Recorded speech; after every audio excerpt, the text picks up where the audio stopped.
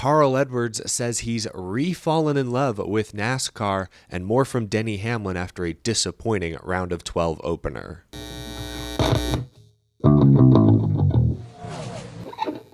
How's it going, y'all? My name is Eric. Welcome to Out of the Groove on the Go, coming to you from a Kansas City hotel room. Gotta hop on a flight here shortly, but there are a couple of things I want to react to and share with y'all that I didn't get a chance to fit into last night's post-race episode. One thing's for sure, once I get to the airport, I will be playing some NASCAR Manager. Mobile games are great, especially for passing time on a flight, and NASCAR Manager recently added Kyle Busch and Austin Dillon into the game. That's right, now you can unlock the driver of the 8 and the 3 and assign them to your team. Download NASCAR Manager for free. I'll put a link down in the description as well. Thanks to Hutch Games for sponsoring the show. Let's first hear from Carl Edwards. The future NASCAR Hall of Famer made an appearance at Kansas Speedway this weekend, spent much of Sunday morning meeting with crew members and officials who he hasn't seen in a while, who he knows from his racing days. He was there to serve as the honorary pace car driver,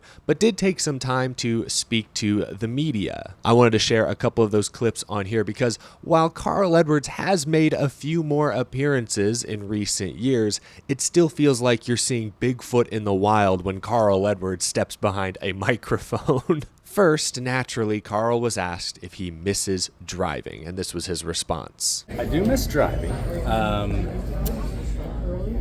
But I got to drive and do just about everything I ever wanted to do in a sport. The pure fun of driving, though, I was fortunate enough to get in LSI's. They have a road racing Corvette, and they let me run a couple laps at Nashville a couple of weeks ago on the road course. That was a lot of fun. I missed that, but being able to come back here and almost fall in love with the sport through the eyes of a lot of people that I've been around the last few years who weren't part of my career, and get to see how excited they are. That's been pretty neat. Fall in love with the sport. He then dove into that comment a little more and described a pretty cool scene at his house recently. You know, you can get used to doing anything. You can forget the magic. And the otother night, I realized that the Daytona race it was on broadcast TV. This is how bad I am. I had nothing but the antenna. I was like, oh, we'll go watch the end of it. Well, actually, my son said, I want to go watch the end of this race. And I thought, it's kind of late, but let's go watch.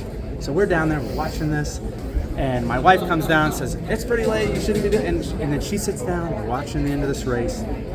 And when Harrison Burton won that race, I mean, the tension in the room was amazing. It was the excitement. I look over, my wife's got tears in her eyes.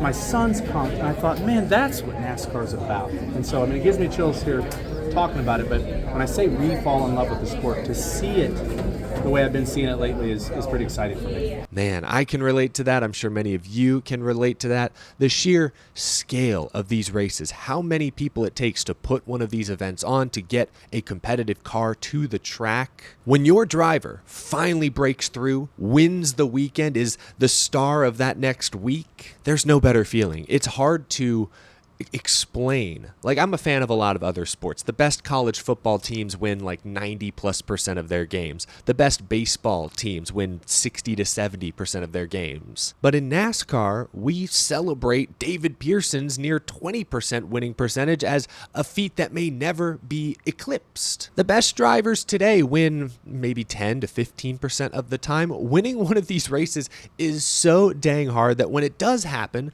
especially in dramatic fashion, as the summer Daytona race did, it's magical. It is a magical feeling. Cool that Carl Edwards and his family got to kind of experience that purely as fans recently. Cool to hear Carl share that story. A lot of folks want Carl Edwards obviously back in a race car today. That sounds unlikely, but could we see Carl Edwards at the track in a more official capacity, filling a specific role maybe in the future? That I wouldn't rule out entirely. He was asked if there are any teams out there today or drivers that he roots for in particular. Tyler and Bubba, I root for them because Dave Rogers is working over there with Denny and Michael Jordan, and Dave Rogers is such a special person for me to see. That's the first part of the list. I don't know if you have time here, but all the Roush guys, seeing Brad and those guys do well is a big deal because of what Jack means to my career. Coach Gibbs, any of those guys, when they do well, it's special. But yeah, I don't have anybody that I don't like in the sport. I don't think Carl Edwards is coming back to race in NASCAR, but he has dabbled in the simulator recently. Some of his peers like Trevor Bayne, Matt Kenseth have come back this year to serve as driver coaches.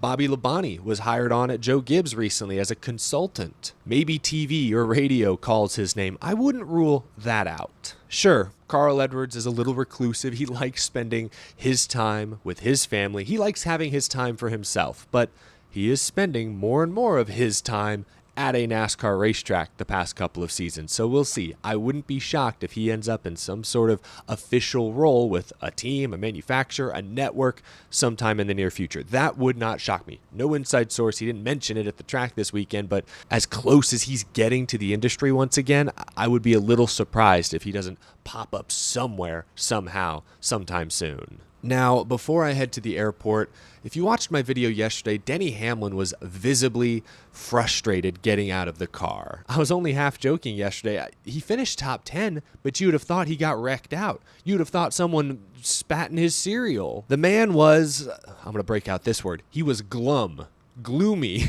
on pit road after the race. He finished 8th, overcame numerous pit road mishaps. At least twice, by my count, he lost 10 or more spots during a pit cycle, and then there was a third time where the team left a wheel loose. He had to pit twice, lost 20 plus spots. I played you guys this short clip yesterday. When I briefly talked to him, he was very frustrated with the pit crew. This was Denny Hamlin post-race. Certainly, they're going to do everything they can to practice and get better, but I mean, doesn't put points on the board, doesn't put wins on the board, so it's really it's a Kansas theme or something, because we always got the best car here, we just never keep our track position, so it's just a horrible day.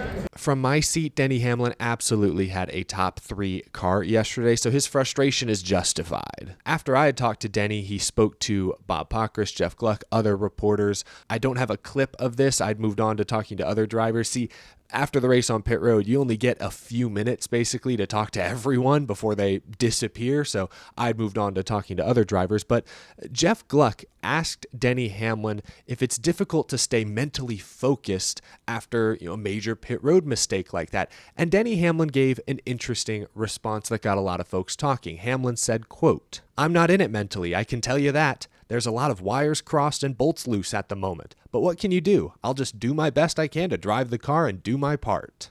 When I, and I think many others, first saw and heard that quote, I think we thought he was talking big picture. Like, in general, playoffs overall, he's distracted. Denny Hamlin has a lot going on. Obviously, his race team is locked in a charter dispute with NASCAR. Denny Hamlin does his weekly podcast. News broke this last week that his longtime sponsor may be scaling back their support. Denny has a lot to manage. I don't think anyone would be surprised if he was a little checked out here and there. But after reading and listening to these comments, in context, again, he was asked specifically about the pit road issues at Kansas. I think Denny Hamlin was talking about in that moment when the pit crew messes up and he loses all that track position he had just worked to recover. In that moment, he's flustered. Multiple times on the radio yesterday, his crew chief, Chris Gabehart, had to remind him to just breathe. So sure, maybe the charter stuff and the sponsor stuff, I'm sure that is, to some degree, a distraction, but I don't think that's what Denny Hamlin was admitting in those comments. I think he was just really frustrated that several different mistakes on pit road cost them stage points, cost them finishing points, and maybe cost them a win and an automatic berth into the round of 8. I get Denny Hamlin's frustration. Look, his name is on the windshield, his name is on the door, his name is on the leaderboard. It's a team sport, but the driver is the star quarterback, and the quarterback often gets the credit for wins and losses, even if he's not necessarily the most responsible player.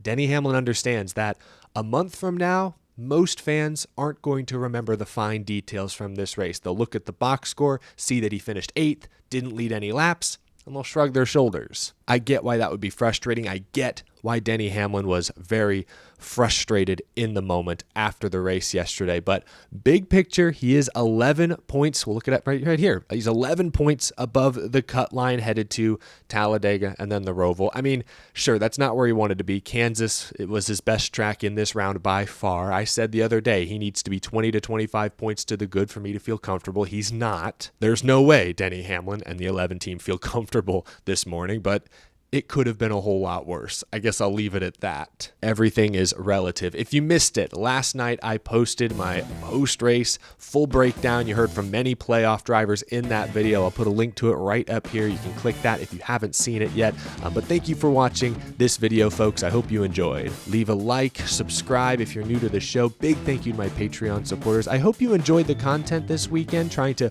weave in clips and interviews with drivers into each segment. I hope it adds some additional depth to the videos, but let me know if you enjoyed. I will see you guys again soon. I'll be home later today, so the rest of this week we'll be back to our regularly scheduled Out of the Groove programming. Thanks for tuning in, folks. Have a good rest of your Monday.